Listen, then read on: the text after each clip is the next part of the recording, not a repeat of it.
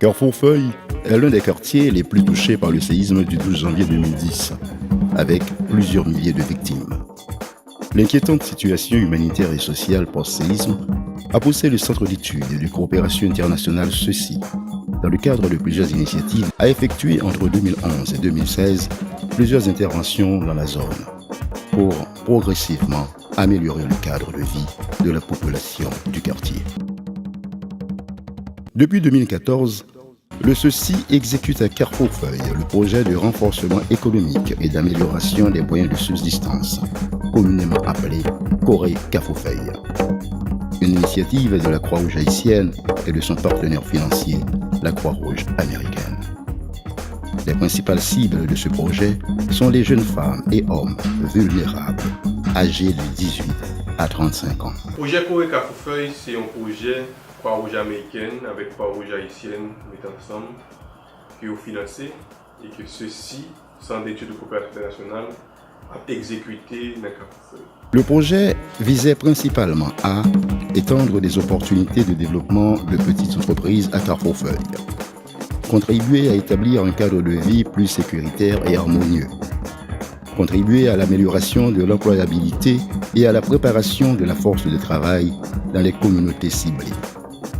Les bénéficiaires ont tous suivi diverses formations vocationnelles dans des filières telles que maçonnerie chaînée, menuiserie et charpenterie, électricité bâtiment, technique Windows, électromécanique, supervision et contrôle de qualité, gestion de stock et approvisionnement, mécanique auto, hydrofrigo électrique, peinture bâtiment, télécommunications, cosmétologie, dépannage cellulaire, mécanique et entretien de motocyclettes, hôtellerie et soudage. Ce projet a été implémenté spécifiquement pour les femmes qui représentent environ 75% des personnes ciblées. L'idée, c'est de leur offrir l'opportunité d'acquérir de nouvelles compétences dans des domaines en demande sur le marché du travail et d'augmenter leurs chances d'être embauchées. De notre côté, on cherchait également à briser les stéréotypes en faisant croire que certains métiers sont strictement réservés aux hommes. Les filles apprennent soudure ou bien une profession technique, ils regardent que la profession ça c'est pour garçons seulement. Mais par rapport avec l'expérience que nous faisons, surtout dans l'école, plus dans le stage, nous venons réaliser pas un métier qui est placé ni pour garçons ni pour filles. Si on remet nos sociétés à nommer avec les métiers que nous gagnons, nous avons privé plus loin et bien fait Haïti avancer. Et puis, conception que filles pas casser, si pas casser là, a fini. L'MT fait paraître l'école là, elle n'a pas de facile. En tant que fille, elle n'a pas de facile, en pile pression tout.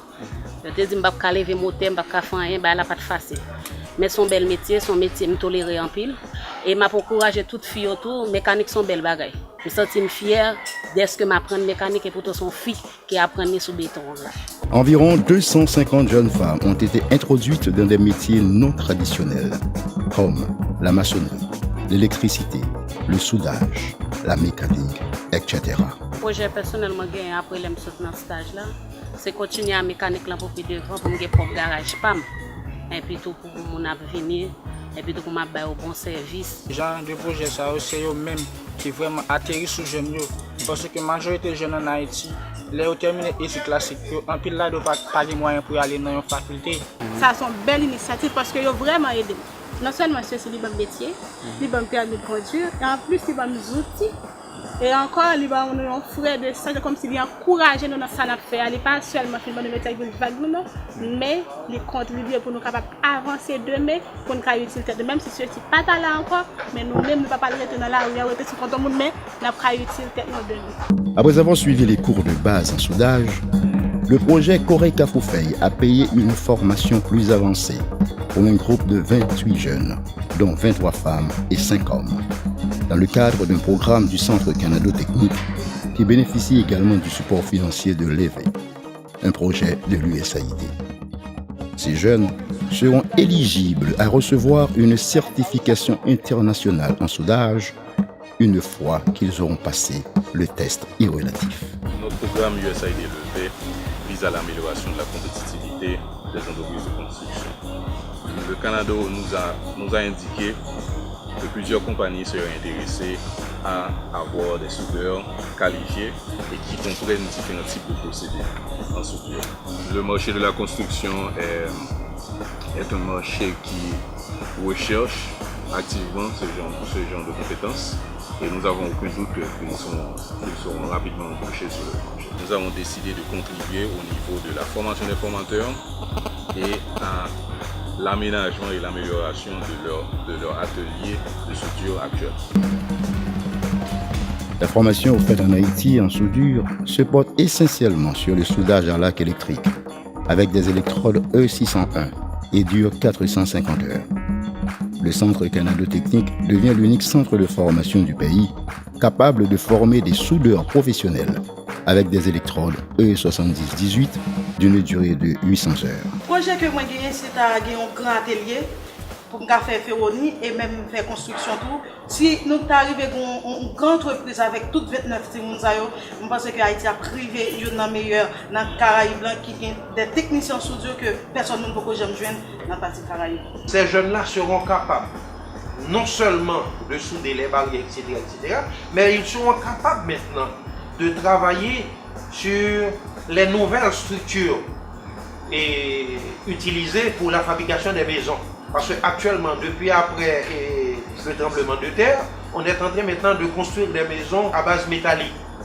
Mais je dois vous signaler que les filles vraiment développent une habilité vraiment spéciale. Ces 28 jeunes sont des professionnels compétents qui ont déjà fait leurs preuves sur le terrain. Ils constituent le premier groupe avec une qualification internationale en soudage et attendent d'intégrer le marché du travail. Et tout ça fait grâce à plusieurs entités qui permettent que jeunes aujourd'hui les femmes capables de représenter le monde technique. C'est une raison ma première c'est ceci qui peut corée qui permettent que les femmes jeunes aujourd'hui avancer dans le domaine études. Ma première c'est la Croix-Rouge parce qu'elle investit dans le projet ça. Et investissement là n'est pas pour regretter parce que nous-mêmes nous allons représenter comme il se doit. Je remercie la Croix-Rouge haïtienne aussi qui est là dans le pays qui est capable d'aider nous et qui veut aider nous. Et je remercie USAID élevé parce que les croit tout dans le partenariat ça. Quatre entités ça mettent ensemble yo fait Haïti avancer dans le domaine technique qui a rapport à soudure. Côté que nous apprenons soudure à CMAW, GMAW, FCAW. Le projet Corica Foufeuille est une initiative de la Croix-Rouge haïtienne supportée financièrement par la Croix-Rouge américaine et mise en œuvre par le CECI.